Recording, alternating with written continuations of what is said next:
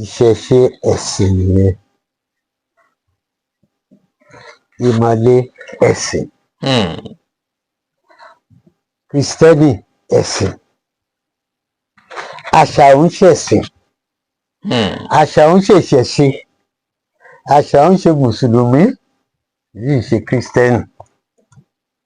ṣé rí mo fẹ́ bàbá mi pásítọ̀ ni 41 years ni wọ́n fi ṣe pásítọ̀ lèmi náà fúnra mi, ṣùgbọ́n ọ̀mọ̀wé díẹ̀ ni mí.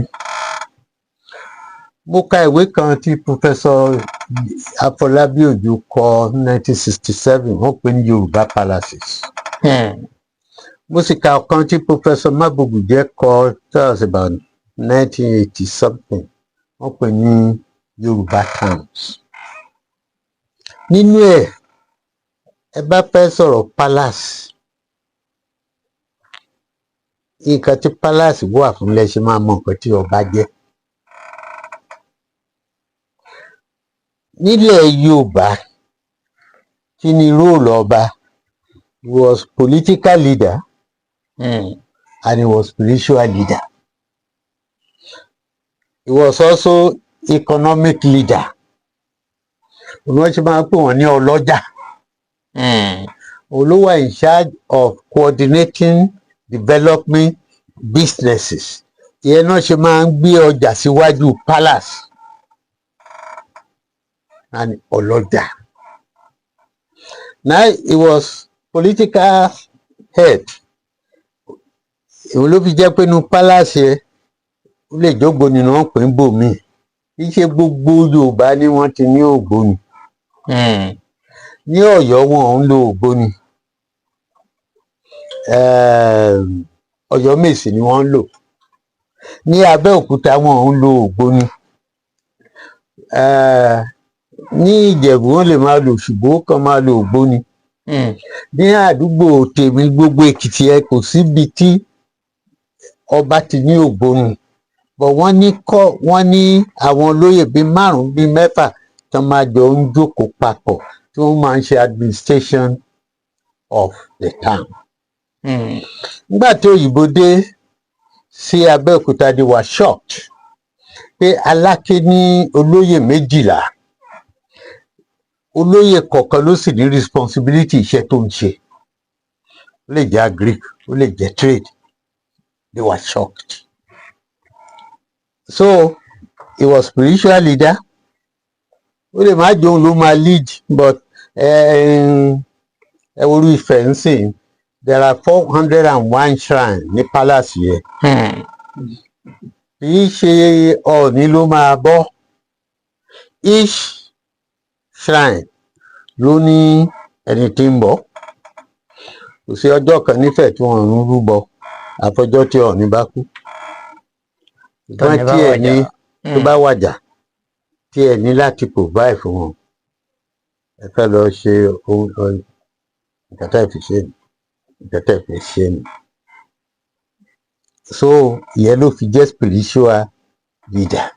eléyìí tí wọ́n sọ pé ọba kọ́ ọba wàjà, nǹkan tí wọ́n mean is because lineage yẹn kì í parí. bí nǹkan bá ṣe lọ ni mí máa ń bọ́ sí. It is the continuity of the lineage. wọ́n fi sọ pé ọba kì í kú. Adétọ̀nà lè kú, ṣùgbọ́n Àwùjalè ò kú. Adéyẹmí lè kú, ṣùgbọ́n Aláàfin ò kú.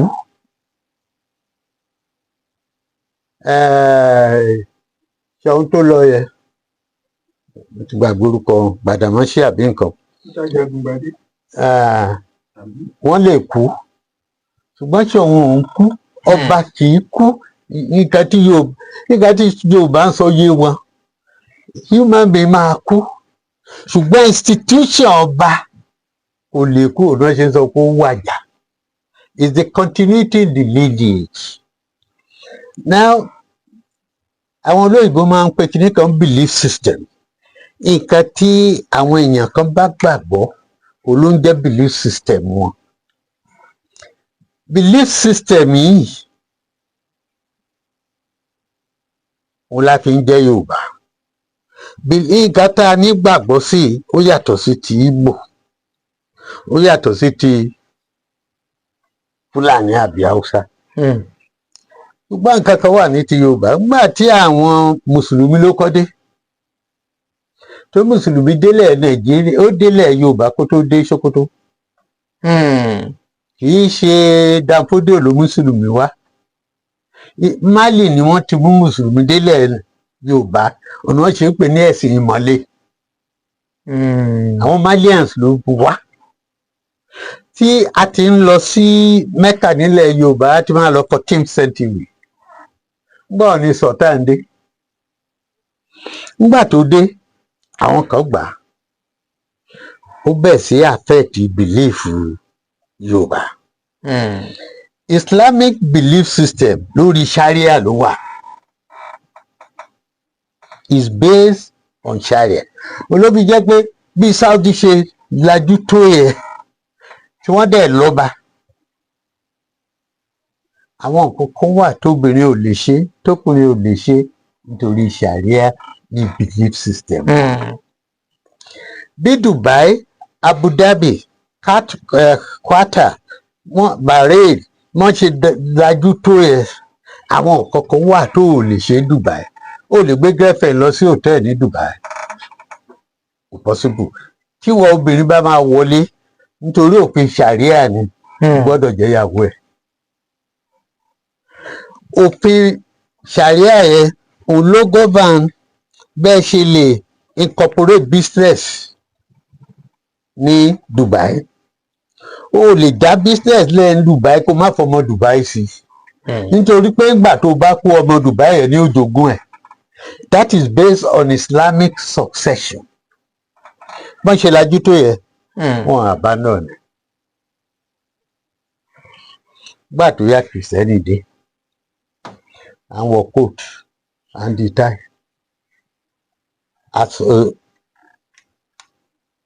àtúwádé Kìrìsìtẹ́nì. Ṣùgbọ́n àti Mùsùlùmí ni o, àti Kìrìsìtẹ́nì ni o, ṣé àwọn ló ní mú ọba wá? Ẹ béèrè bọ̀ ni pé nínú ẹ̀sìn mẹ́tẹ̀ẹ̀ta kó sọ eléyìí tí àwọn ló já pé àwọn ló dá ọba sílẹ̀ gẹ́gẹ́ nítorí ẹ̀sìn. Tá bá mú ìṣẹ̀ṣe tí à ń sọ yìí, kí ni ìṣẹ̀ṣe gan? Ṣé bíbọ Ògún ni? Tàbí Ṣàngó? Tàbí Ọya? Tàbí ilẹ̀? Tàbí orí? Tàbí omi? Èwo ni gan-an? So nígbà tí concept of ọba dé, it was administrative. Odùduwà àti gbogbo wa ń sọ yìí was a head, a manager, a leader to coordinate kingdom ẹ̀, ìlú ẹ̀. Gbogbo àwọn tó sì tán bá ti gbadé tán bá lọ dálùú wọn lẹ̀, wá láwọn náà di ọmọ aládé, pé wọ́n gbé adé wá láti Ifẹ̀. Àwọn náà ni ó wà máa ṣe kí ni, wọ́n máa manage ìlú wọn, á ṣe gbogbo ẹ̀. Ìgbà míì tó bá ń jà fún adé, ẹnìkan tí ò rí adé á tún bínú lọ, á lọ dá tiẹ̀ lẹ̀. Ṣe get me sìn? So it's political need, administrative need ni. Then wọ́n dẹ̀ máa ń ṣe spiritual leader. Mo ṣe àlàyé kò mean àwọn kan kọ́ ló máa sin Ṣàngó, wọn ò lè sin Ṣàngó, kán sin Ọya, kán sin Ifá, kán sin gbogbo ẹ̀, kò possible now. But wọ́n á fund wọn. Nígbà tí Kìrìsìtẹ́nì àti Mùsùlùmí dé, wọ́n tún bẹ̀ sí fund wọn. So they became ọba lórí everybody. Now wọ́n fi wọ́n jẹ, wọ́n kúrò lóyè, wọ́n sìnkú wọn, ó ní processes tí ò wà essentially religious but tó wà cultural. I made a slip.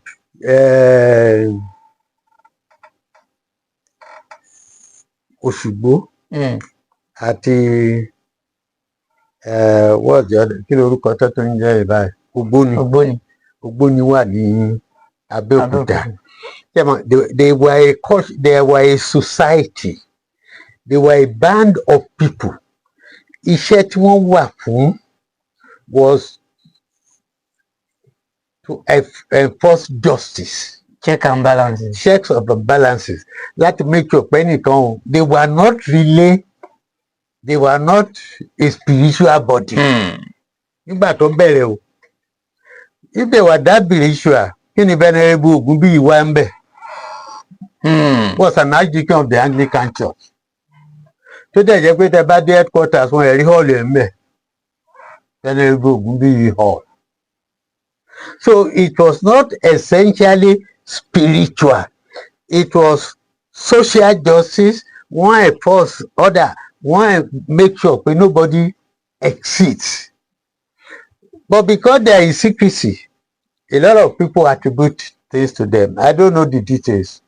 I'm not a member.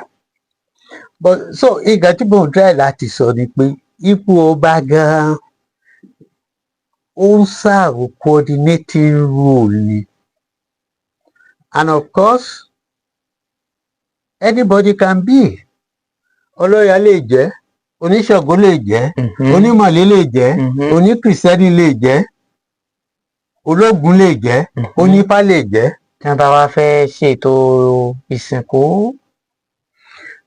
So in that